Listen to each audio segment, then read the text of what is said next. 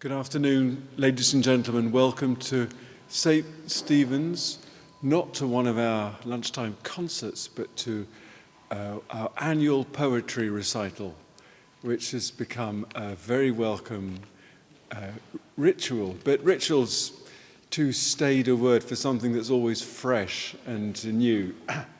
Auriol was saying one of her earlier recitals, some people came prepared and had read the books, and afterwards they said, yes, you got the biography right, which would annoy me if I was the presenter. But Auriol, you'll be pleased to know, I do have a book of her poetry on my shelves, but I've not looked at it, at least not recently enough to be, not to come to this very fresh. I'd like to make a couple of announcements. If you don't already have one, the November program is really hot off the press. Mark was pushing the computer button this morning, and it's been cut by, I think, Sally and Rupert and others. So that's a great program.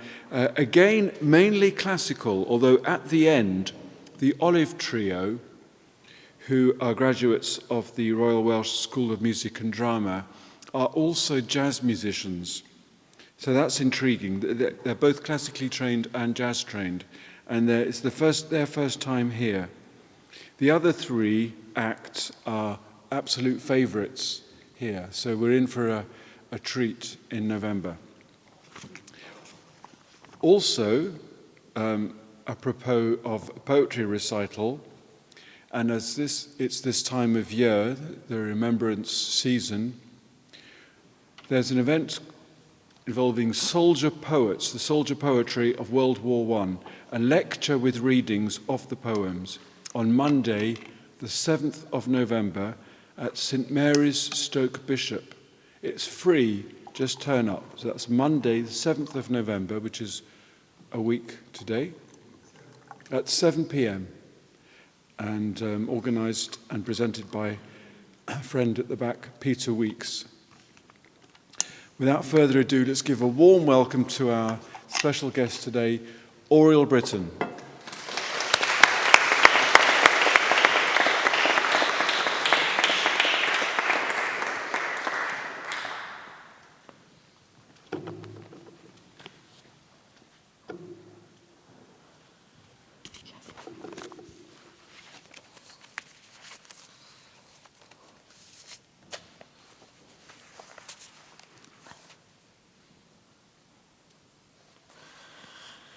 Good afternoon.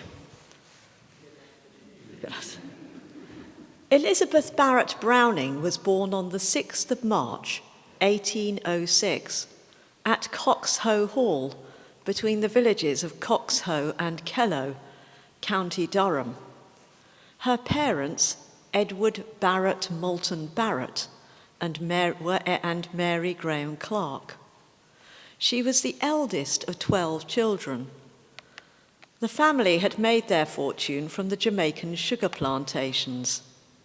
In 1809, the family moved to Hope End, a 500-acre estate overlooking the Malvern Hills at Ledbury, Herefordshire. Her father used his ill-gotten wealth to convert the Georgian house into stables and built a new mansion of opulent Turkish design, with ornate brass balustrades, mother of pearl in the doors, an ice house, a hot house, and grottos. It would come to inspire the epic poem Aurora Lee. When Elizabeth was 8, a sister died, aged 3. There were family walks, socialising with other county families, home theatrical productions, but nevertheless Elizabeth devoted herself to books. Their home tutor was called Daniel McSwinney. Elizabeth began writing verses aged 4. A precocious reader and writer, she had read the classics, including Milton and Shakespeare, before her teens. At the age of 12, her first book of poetry was published. In 1820, she privately published The Battle of Marathon, an epic-style poem, copies of which remained within the family. Her mother compiled the child's poetry into collections by Elizabeth Barret Barret. Her father called her the Poet Laureate of Hope End. Aged 14, Elizabeth Barrett Browning developed lung disease, which required her to take morphine for the rest of her life. A year later, she was struck down with head and spinal pain and loss of mobility. She was sent to recuperate at Gloucester Spa. She became dependent on the morphine, a factor in her frailty. It is suggested that this also contributed to the wild vividness of her imagination. By 1821, Elizabeth had read Mary Wollstonecraft's The Vindication of the Rights of Woman, 1792, and became a passionate supporter of the author's ideas. She taught herself Hebrew, studied Greek culture. Her faith, inspired by the classics, was described as the wild visions of an enthusiast. She attended services at the dissenting chapel, and her father was active, believe it or not, in the Bible and missionary societies. In 1826, she anonymously published her collection, An Essay on Mind and Other Poems, which came to be a touchstone in her writing career. Elizabeth's mother died in 1828. Sarah Graham Clark, an aunt, helped to care for the children, but clashed with Elizabeth's strong will. Following lawsuits and the abolition of slavery, their father suffered financial losses, forcing him to sell Hope End.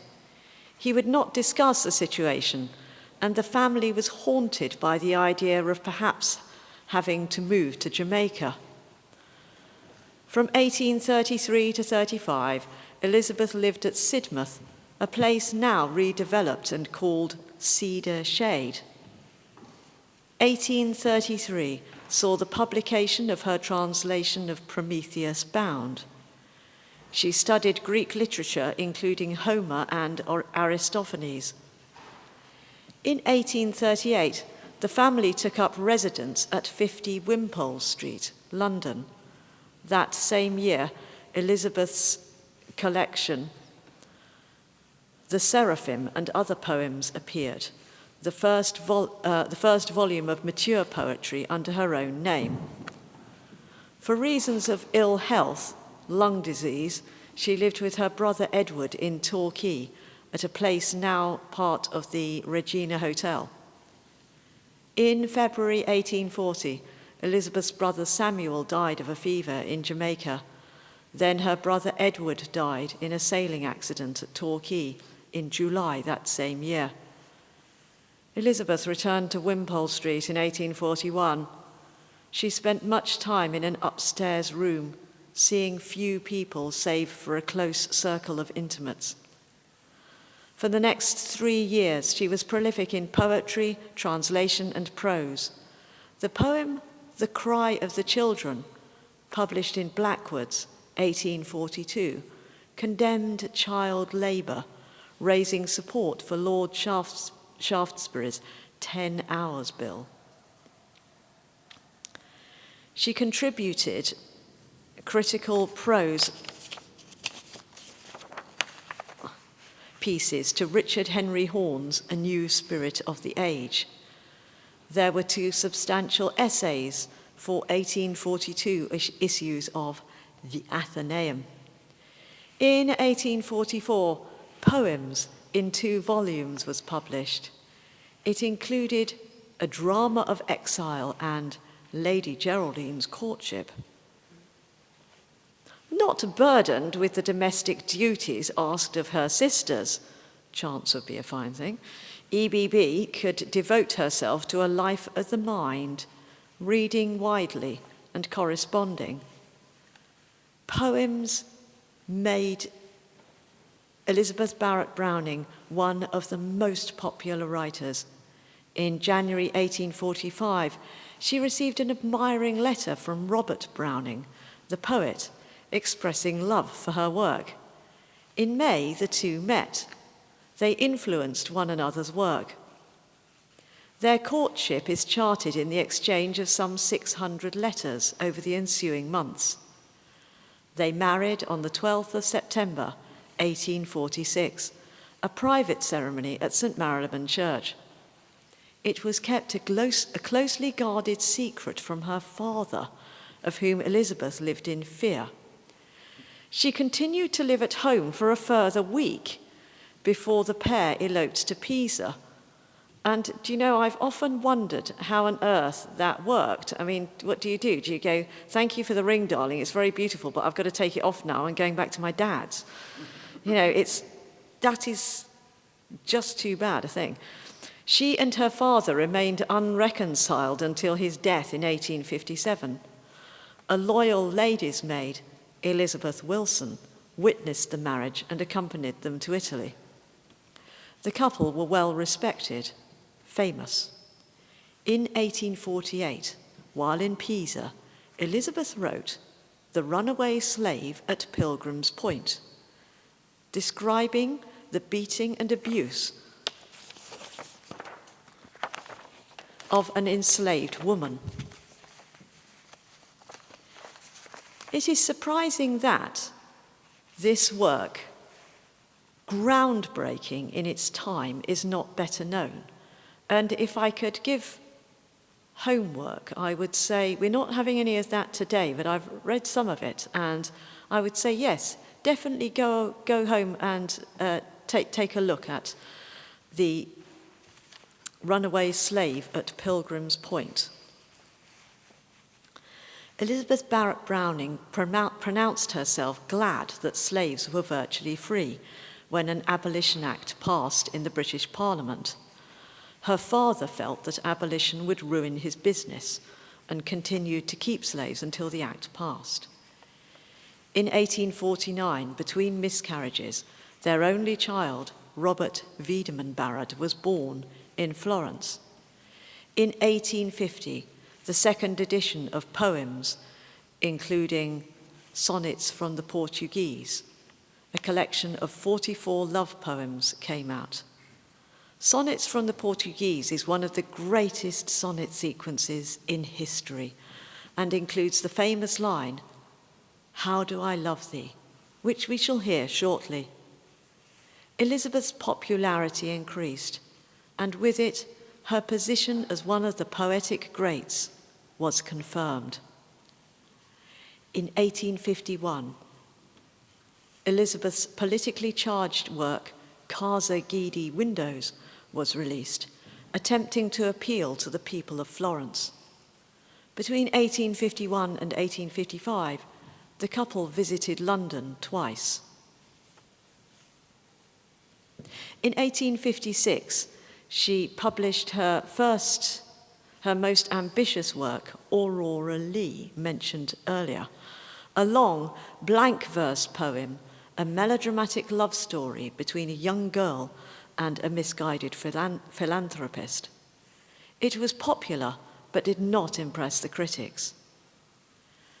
During the latter years of her life, Elizabeth became interested in spiritualism, the occult.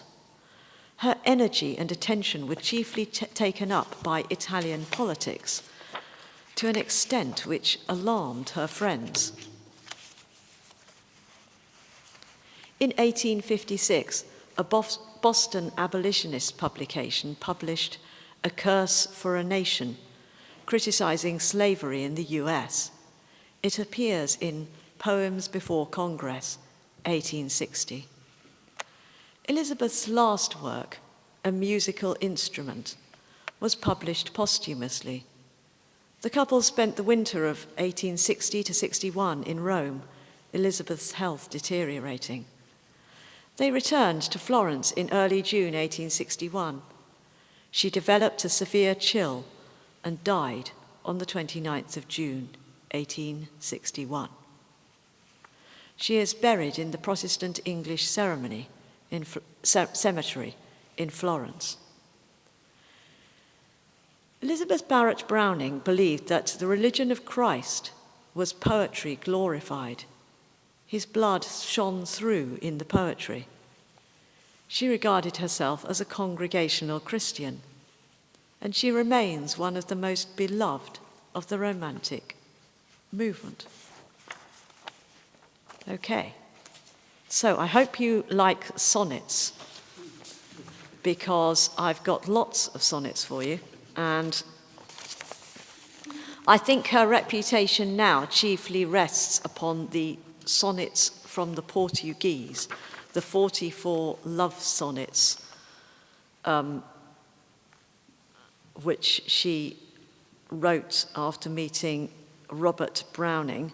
We're going to begin with 4 of them. They are numbered with Roman numerals, and they are 10, 11, 12, and the famous one, number 43.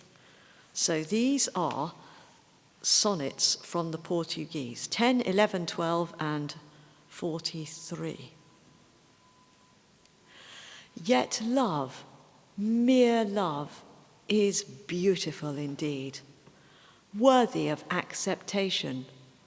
Fire is bright. Let temple burn or flax. An equal light leaps in the flame from cedar plank or weed. And love is fire. And when I say at need, I love thee, Mark, I love thee. In thy sight I stand transfigured, glorified aright, with conscience of the new rays that proceed out of my face toward thine. There's nothing low in love. When love the lowest, meanest creatures who love God, God accepts, while loving so. And what I feel across the inferior features of what I am does flash itself and show how that great work of love enhances natures.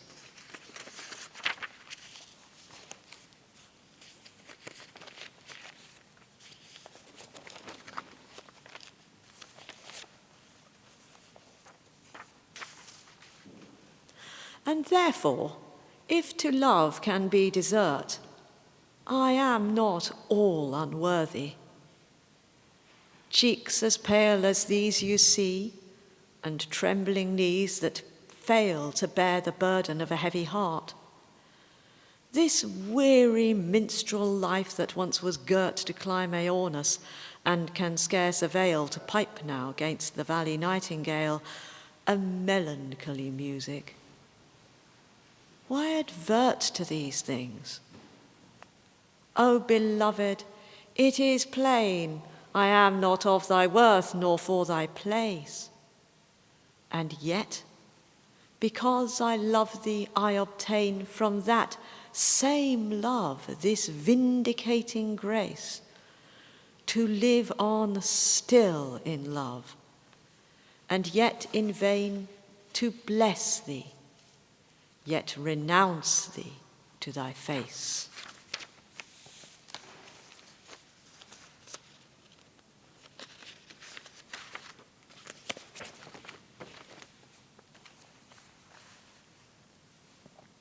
Indeed, this very love which is my boast, and which, when rising up from breast to brow, doth crown me with a ruby large enough to draw men's eyes and prove the inner cost. This love even, all my worth to the uttermost, I should not love withal, unless that thou hadst set me an example, shown me how, when first thine earnest eyes with mine were crossed. And love called love. And thus I cannot speak of love even as a good thing of my own. Thy soul hath snatched up mine all faint and weak, and placed it by thee on a golden throne. and that I love, oh soul, we must be meek, is by thee only, whom I love alone.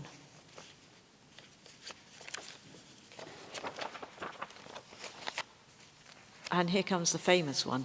The second one mentioned aeornus, and I meant to look that up, and I actually forgot. I don't know what that is. So if anybody is a Greek scholar or something and can tell us afterwards, do let me know.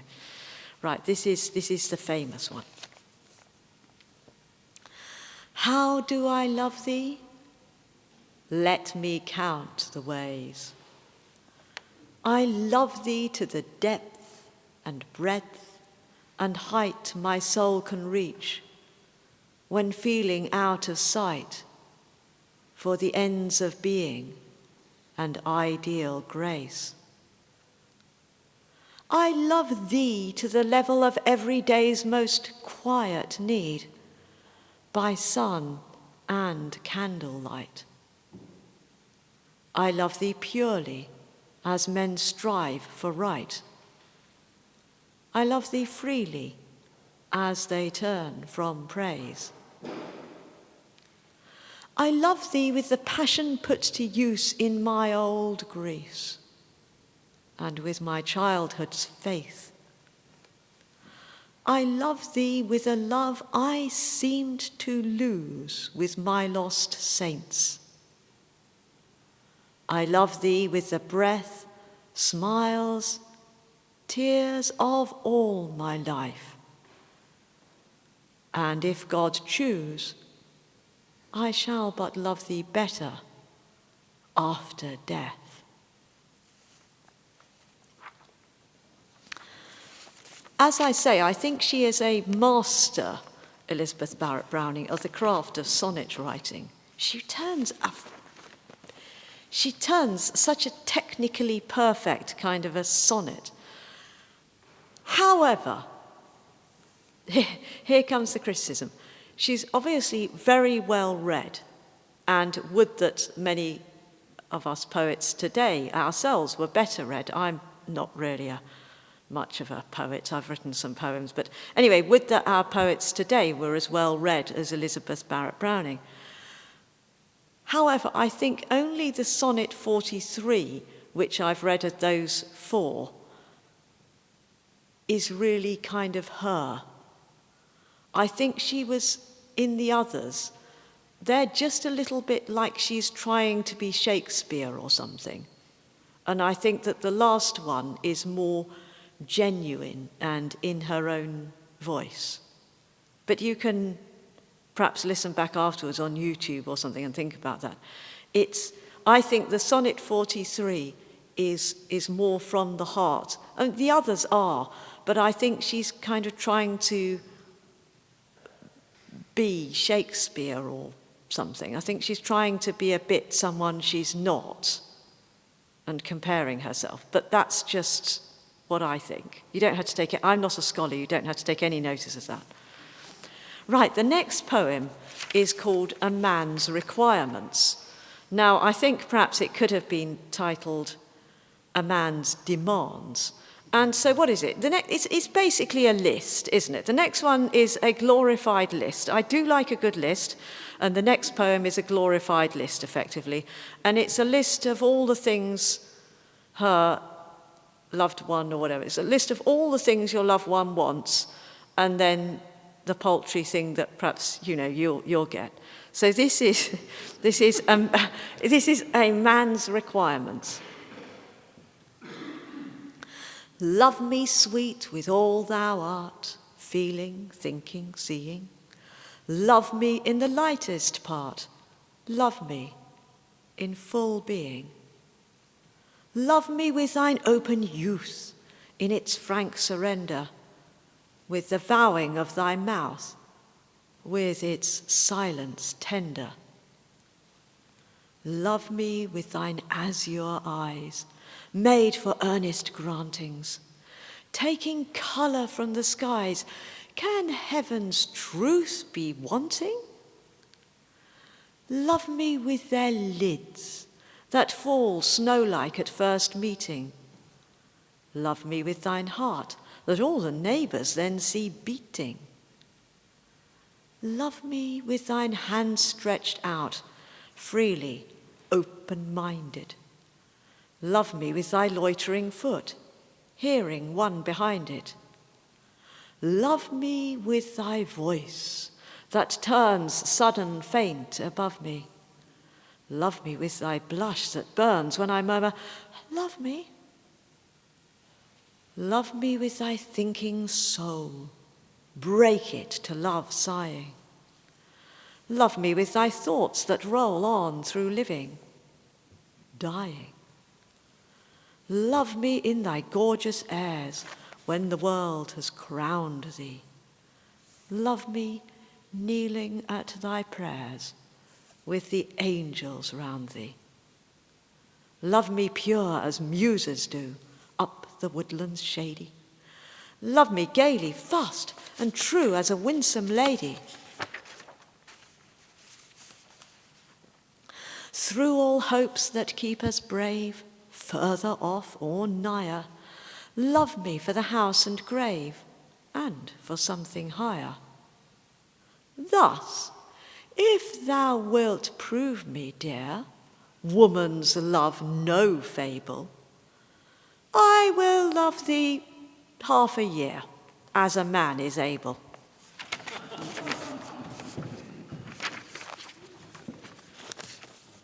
Yes, I think she's just, I think it's sort of a glorified list, of all the things he wants. But anyway, that's, again, I'm not an English scholar. This one is called The Autumn. And the thing that this poem seems to do is to sort of like move through the seasons of the year as you might move through the seasons of life. And it's sort of reflective and looking back, and I think Roger's going to remember that not long ago I was practicing these and decided to do this one in a broad Cockney accent, and I'm not going to do it like that now because it sounded as though it was straight out of EastEnders, innit? So anyway, but here is The Autumn by Elizabeth Barret Browning. Again, it might remind you of some other autumnal poems with which you might be familiar.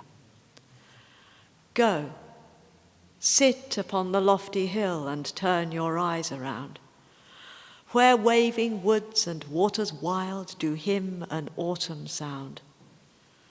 The summer sun is faint on them, the summer flowers depart. Sit still, as all transformed to stone except your musing heart. How there you sat in summertime may yet be in your mind, and how you heard the green woods sing beneath the freshening wind. Though the same wind now blows around, you would its blast recall, for every breath that stirs the trees doth cause a leaf to fall. Oh, like that wind is all the mirth that flesh and dust impart. We cannot bear its visitings when change is on the heart. Gay words and jests may make us smile when sorrow is asleep, but other things must make us smile when sorrow bids us weep. The dearest hands that clasp our hands, their presence may be o'er. The dearest voice that meets our ear, that tone may come no more. Youth fades, and then the joys of youth, which once refreshed our mind, shall come as on those sighing woods the chilling autumn wind. Hear not the wind, view not the woods, look out o'er vale and hill. In spring, the sky encircled them. The sky is round them still. Come autumn's scathe, come winter's cold, come change and human fate. Whatever prospect heaven doth bound can ne'er be desolate. We are now about halfway through the poems, and I have a complete change in store for you. This poem is a good old drama, basically. We should be done by about 2.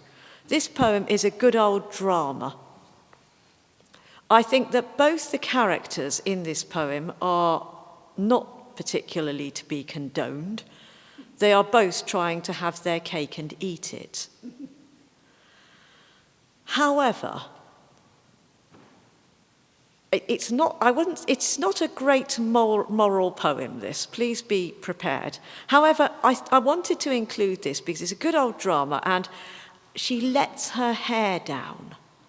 I think I actually, although I share the same birthday as Elizabeth Barret Browning, I have many things in common. I had quite a scholarly youth, as some people listening to this will no doubt know.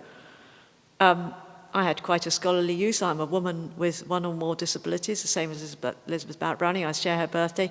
I have quite a lot in common with her. But I actually found her quite an irritating woman until about yesterday, when I finally came to terms with her. But performing this, I'm really glad I decided to include it, because it is a sort of, it just is an interlude from her slightly staid, maybe, kind of this whole religious, rather serious thing she has going on all the time. This is Lord Walter's wife. "But why do you go?" said the lady, while both sat under the yew, and her eyes were alive in their depth as the kraken beneath the sea blue. "Because I fear you," he answered, "because you are far too fair, and able to strangle my soul in a mesh of your gold-coloured hair." "Oh, that," she said, "is no reason. Such knots are quickly undone, and too much beauty, I reckon, is nothing but too much sun." "Yet farewell so," he answered. "The sunstroke's fatal at times. I value your husband, Lord Walter, whose gallop rings still from the lines." "Oh, that," she said, "is no reason. You smell a rose through a fence. If 2 should smell it, what matters? Who grumbles, and where's the offence?" "But I," he replied, "have promised another, when love was free, to love her alone, alone, who alone and afar loves me." "Why, that," she said, "is no reason. Love's always free, I am told. Will you vow to be safe from the headache on Tuesday, and think it will hold?" "But you," he replied, "have a daughter, a young little child, who was laid in your lap to be pure. So I leave you. The angels would make me afraid." "Oh, that," she said, "is no reason. The angels keep out of the way. And Dora, the child, observes nothing, although you should please me and stay." At this he rose up in his anger. "Why now you no longer are fair. Why now you no longer are fatal, but ugly and hateful, I swear." At this she laughed out in her scorn. "Oh, these men over nice, who are shocked if a colour not virtuous is frankly put on by a vice." Her eyes blazed upon him. "And you bring us your vices so near that we smell them. You think in our presence a thought 'twould defame us to hear. What reason have you, and what right? I appeal to your soul with my life to find me too fair as a woman. Why, sir, I am pure and a wife. Is the day star too fair up above you? It burns you not. Dare you imply I brushed you more close than the star does, when Walter had set me as high? If a man finds a woman too fair, he means simply adapted too much to uses unlawful and fatal. The praise, shall I thank you for such? Too fair, not unless you misuse us. And surely if, once in a while, you attain to it straightway, you call us no longer too fair, but too vile. A moment. I pray your attention. I have a poor word in my head I must utter, though womanly custom would set it down better unsaid. You grew, sir, pale to impertinence, once when I showed you a ring. You kissed my fan when I dropped it. No matter, I've broken the thing. You did me the honour, perhaps, to be moved at my side now and then in the senses. A vice, I have heard, which is common to beasts and some men. Love's a virtue for heroes, as white as the snow on high hills, immortal as every great soul is that struggles, endures, and fulfills. I love my Walter profoundly. You, Maud, though you faltered a week for the sake of, what was it? An eyebrow, or less still, a mole on the cheek. And since, when all's said, you're too noble to stoop to the frivolous cant about crimes irresistible, virtues that swindle, betray, and supplant, I determined to prove to yourself that, whate'er you might dream or avow by illusion, you wanted precisely no more of me than you have now. There, look me full in the face. In the face. Understand, if you can, that the eyes of such women as I am are clean as the palm of a man. Drop his hand, you insult him. Avoid us, for fear we may cost you a scar. You take us for harlots, I tell you, and not for the women we are. You wronged me. But then I considered, oh, there's Walter. And so at the end, I vowed that he should not be mocked by me in the hand of a friend. Have I hurt you indeed? We are quits then. Nay, friend of my Walter, be mine. Come, Dora, my darling, my angel, and help me to ask him to dine. Right, on that poem of rather mixed messages, we shall return to our sonnets. Couple here. The first is Consolation. She's back to her ABBA rhyme structure. She's a great writer. In these last few I'm going to do, she's a great writer of the Petrarchan sonnet. So I'll invite you to listen to the structure and look out for that. This is Consolation. It sort of ends with the voice of God, and that's followed by Comfort. All are not taken. There are left behind living beloveds, tender looks to bring, and make the daylight still a happy thing, and tender voices to make soft the wind.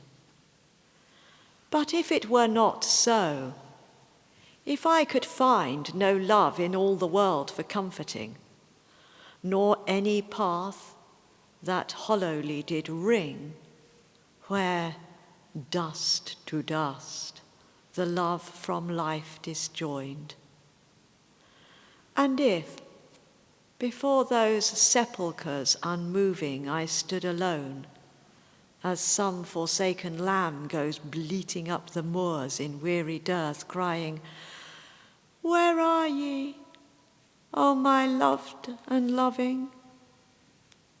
I know a voice would cry, "Daughter, I am." Can I suffice for heaven and not for earth?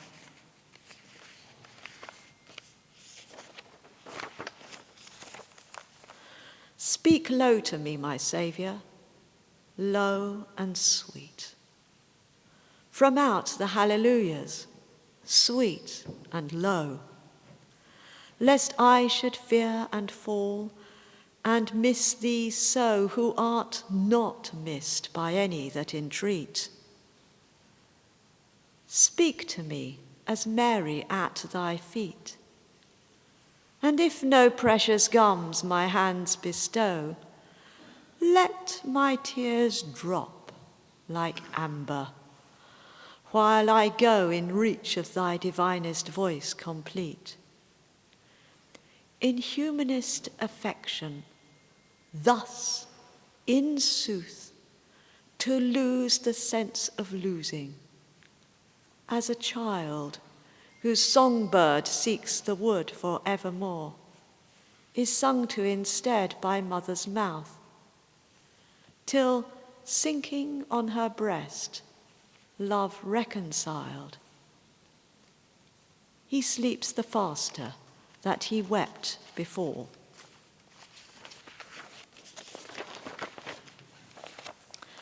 This is Tears.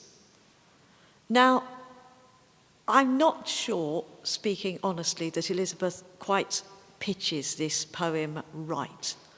Many of us, I'm sure, have been tempted, who've had a lot of suffering in our lives, to do kind of one-upmanship of suffering. And I'm not sure it really becomes us to do that. Because she had her blessings as well that she could count. And I'm not sure this whole stance of, oh, look, you lot don't really know what misery is, do you? Is really quite... I think she should have kind of jotted it down on paper to get it out of her system, and then just looked at it a day or two later and thought, actually, maybe this one doesn't really make the cut. You could disagree with me. It is still a beautiful poem in many ways, but I object a bit to this one-upmanship of suffering. Thank God, bless God, all ye who suffer not, more grief than ye can weep for. That is well. That is light grieving. Lighter none befell since Adam forfeited the primal lot. Tears. What are tears? The babe weeps in its cot, the mother singing at her marriage bell. The bride weeps, and before the oracle of high-faned hills, the poet has forgot such moisture on his cheeks. Thank God of grace. Thank God for grace, ye who weep only. If, as some have done, ye grope tear-blinded in a desert place and touch but tombs, look up.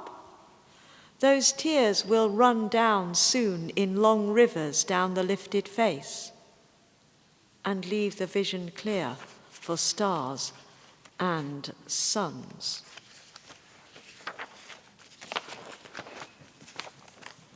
This is called The Prisoner.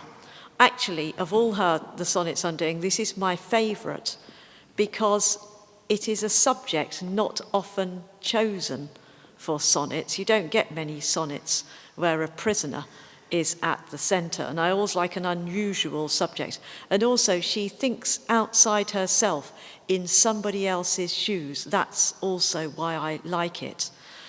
And so he is remembering the outside world from the faint noises and things he can hear through his door. This is the prisoner. I count the dismal time by months and years, since last I felt the green sward underfoot, and the great breath of all things, summer mute, met mine upon my lips. Now earth appears as strange to me as dreams of distant spheres, or thoughts of heaven we weep at.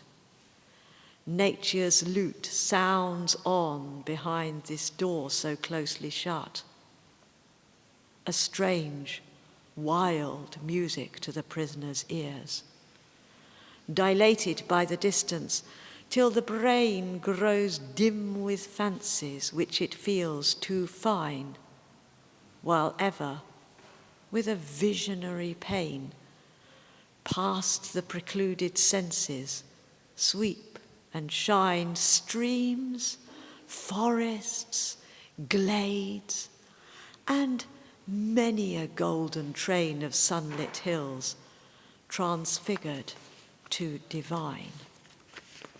Just a couple more, and then I am done for this, because I can see, people will want to get on with their afternoon. This is patience taught by nature. I think if you want to know how to be really patient, then be a tree or something. The plant's slowly growing while all around the world is in a hurry and changing, and the environment changing, as I'm sure we're all very, very aware of now. I was saying to Roger earlier that October is the new September because it's so mild. Anyway, this is patience taught by nature. Oh, dreary life, we cry, oh, dreary life. And still the generations of the birds sing through our sighing, and the flocks and herds serenely live while we are keeping strife, with heaven's true purpose in us as a knife against which we may struggle. Ocean girds unslackened the dry land, savannah swards unweary sweep. Hills watch, unworn, and rife meek leaves drop yearly from the forest trees, to show above the unwasted stars that pass in their old glory. O thou God of old, grant me some smaller grace than comes to these, but so much patience as a blade of grass grows by, contented through the heat and cold.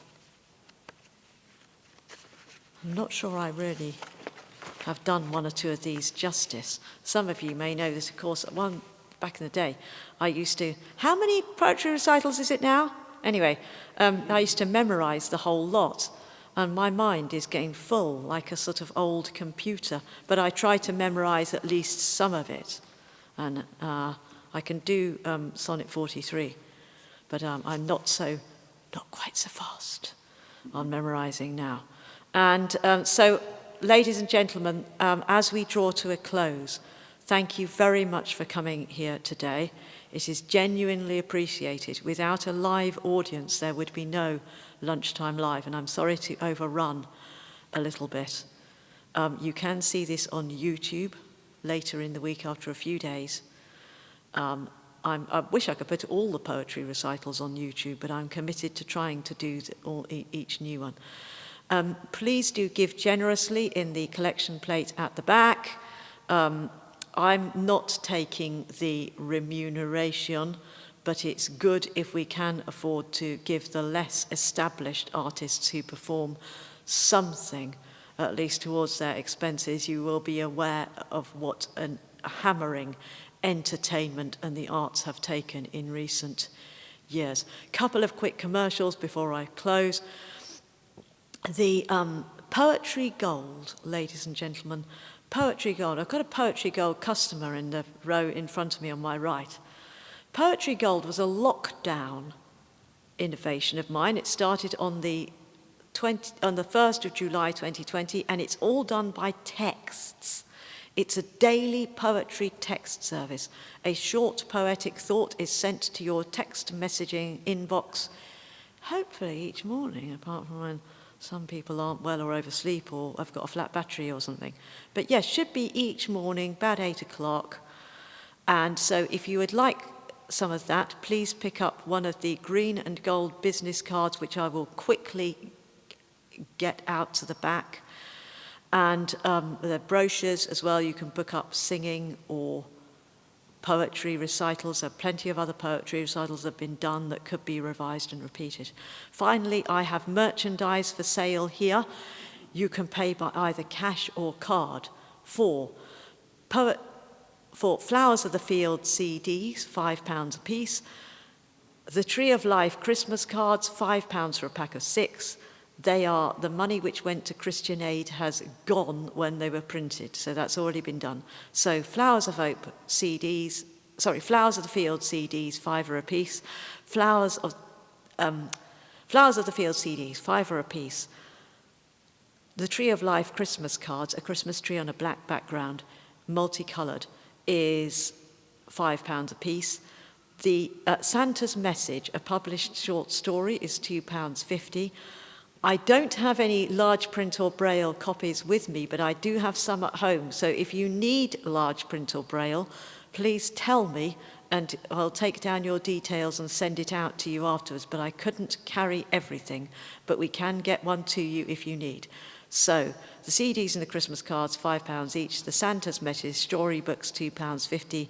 And Flowers of Hope cards, £1 a piece. They are like a standard note card. They are £1 a piece. Flowers of Hope. Flowers of Hell, I call it. But you can pay me by card or cash. It's, by the way, quite hard to get a card reader. I had to jump through hoops backwards to get mine, and it doesn't work half the places where I sing. So don't give anybody a hard time who hasn't got one. They cost quite a lot of money to run, and they can be really difficult to get. I will close with Work and Contemplation. It's my final sonnet of the day. Thank you again. The woman singeth at her spinning wheel, a pleasant chant, ballad, or barcarolle. She thinketh of her song upon the whole, far more than of her flax, and yet the reel is full, and artfully her fingers feel with quick adjustment, provident control, the lines, too subtly twisted to unroll, out to a perfect thread. I hence appeal to the dear Christian Church, that we may do our Father's business in these temples murk, thus swift and steadfast, thus intent and strong, while thus, apart from toil, our souls pursue some high, calm, spheric tune, and prove our work the better for the sweetness of our song. Ladies and gentlemen, thank you very much. Next year,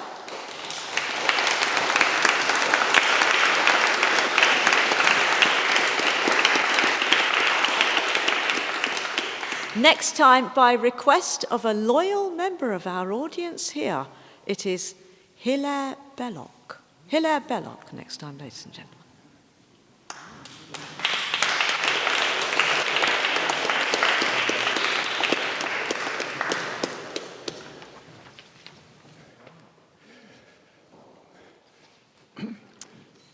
I was left with the image of the blade of grass, indifferent to the sunshine or the rain, but coming through anyway. There's a lot of balance. She sort of plays with ideas and emotions on this side of an argument and on that side of an argument in that lovely, funny poem where the woman is answering the guy who's being rather uppity over her.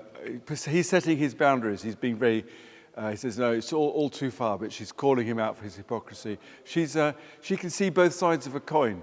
That's enjoyable. And the autumn poem, that was a lovely one, wasn't it? Sitting down, I really pictured myself somewhere in the borderlands, between Wales and England, looking over.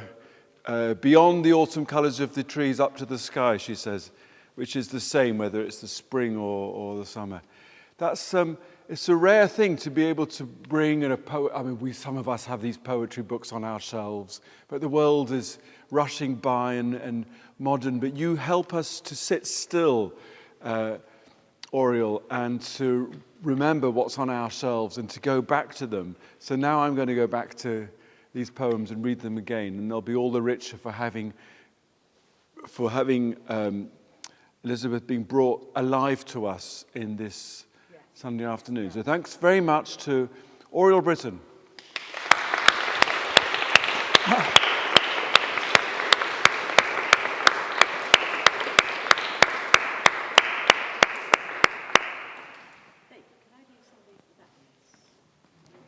Yes, I'll put these at the back. Thank you. Okay. These are at the back.